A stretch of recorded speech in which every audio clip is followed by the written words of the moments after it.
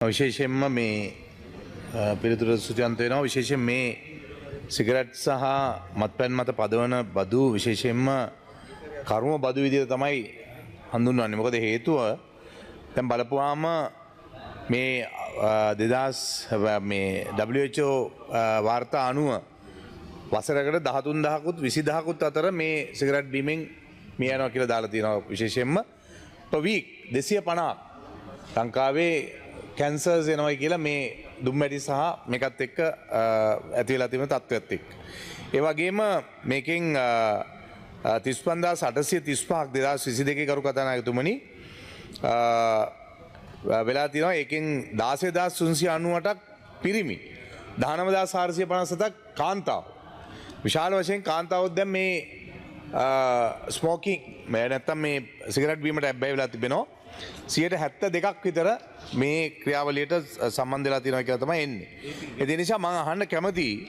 දැන් ඒක ඒ වගේම අනෙක් පැත්තේ තියෙන කාරණේ තමයි දැන් රුපියල් 160ක වෙන සිගරට් එකකට ආණ්ඩුව රුපියල් 109ක් බද්දක් ගහනවා. රුපියල් 160 සිගරට් එකට.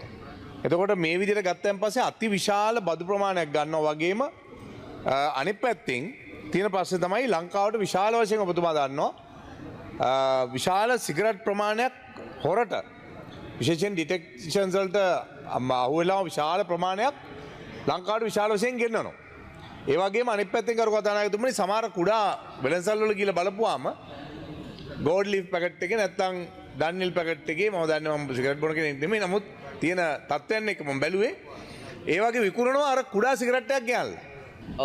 ඔබතුමා දක්වපු කරුණු ඇත්තටම සලකා බලලා තමයි කටයුතු කරන්නේ. මොකද මේ බදු විදිහට අය කරගන්න මුදල් තමයි මේ සෞඛ්‍ය වෙනුවෙන් යොදවන්නේ. ඒ වෙනුවෙන් විශාල මුදලක් යොදවනවා. ඊට අමතරව අර ඔබතුමා අහපු ප්‍රශ්නෙට මේ නීති විරෝධී විදිහට මේ රටට එන සිගරට් මේ නවත්තන්න අරගෙන තියෙන පියවර ගත්තොත් දැන් අපි කලින් තිබුණට වැඩිය ඉතාමත් කාර්යක්ෂම විදිහට සුරාපත් දෙපාර්තමේන්තුව ඔබ දකින්න ඇති පහුගිය වකවානුව ගත්තොත් විශාල වැටලීම් ප්‍රමාණයක් කළා. ඒ වැටලීම් වලින් සිගරට් ඔය නීති විරෝධී විදිහට මේ රටට ආපු සිගරට් මහා පරිමාණයෙන් අත්අඩංගුවට ගත්තා. අත්අඩංගුවට අරගෙන ඒක විනාශ කළා. ඊටත් අමතරව ඔබටත් පුළුවන් එහෙම දනවා නම් මහ ජනතාවට පුළුවන් සුරාපත් දෙපාර්තමේන්තුවට දැනුම් දෙන්න මේ වගේ නීති විරෝධී විදිහට ආපු සිගරට් විකුණන තැන් තියෙනවා නම් එන තොරතුරු තියෙනවා නම් දැනුම් දෙන්න වහාම වැටලීම් කරලා ඒ අත්අඩංගුවට ගැනීමෙන් කටයුතු කරනවා. ඒත් එක්කම විධිමත් යාන්ත්‍රණයක් මේ වෙනකොට ක්‍රියාත්මක වෙනවා. පුළුවන් තරම් මේ නීති විරෝධී විදිහට මේ එන සිගරට් නැවැත්වීම සඳහා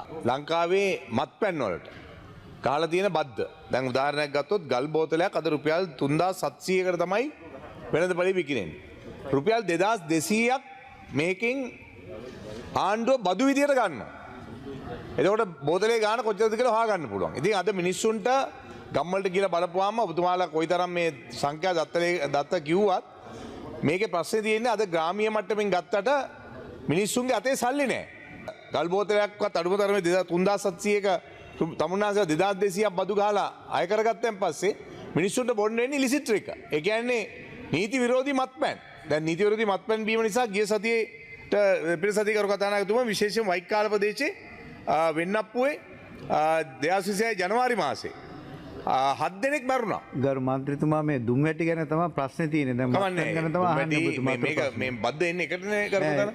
ඉතින් ඒ නිසා මම හිතන්නේ මේ සම්බන්ධව ඔබතුමාලා මොකද්ද ගන්න පියවර? මොකද මේ එක පැත්තකින් නීති විරෝධී මත්පැන් වැඩි වෙනවා. මොකද අර සාමාන්‍ය පොඩි තියෙන මේ බීම නැති වුණ ගමන්.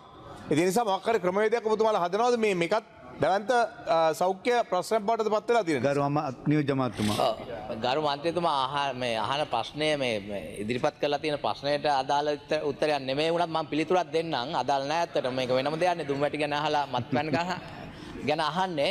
ඇත්තටම දැන් රජයේ විදිහට මේ නීති විරෝධී මත්පැන් ප්‍රවර්ධනය වෙන එක මර්ධනය කරන්න විශේෂ වැඩපිළිවෙලක් යොදලා තියෙනවා සුරාපත් දෙපාර්තමේන්තුව විශේෂයෙන්ම. ඊටත් අමතරව අර ඔබ අහන විදිහට මේ මත්පැන් මිල අඩු කරලා ඒ පුරින් මත්පැන් ප්‍රමාණය ප්‍රවර්ධනය කිරීම ඇතුළතදී ඒ ඇතුළතදී ගැමි කාන්තාව පවුල පීඩනයට පත් වෙනවා. ඉතින් ඒ පැතිත් අපි සලකලා බලන්න ඕනේ. ඒවත් එක්ක නීති විරෝධී මත්පැන් පැහැදිලිවම ඒවා මර්ධනය කරන්න අවශ්‍ය කටයුතු කරලා තියෙනවා. ඊටත් අමතරව මේ මත්පැන් වලින් එන ආදායම ඉතාමත් නිවැරදිව අය කරගන්න මේ වෙනකොට කටයුතු කරමින් පවතිනවා. ඒ වෙනකොට මේක පැහැදිලිවම සුරාපත් දෙපාර්තමේන්තුවේ ආදායම් ඉලක්ක ලබාගෙන තියෙන ජයග්‍රහණ ඇතුළතදී ඒක පැහැදිලිවම පේනවා.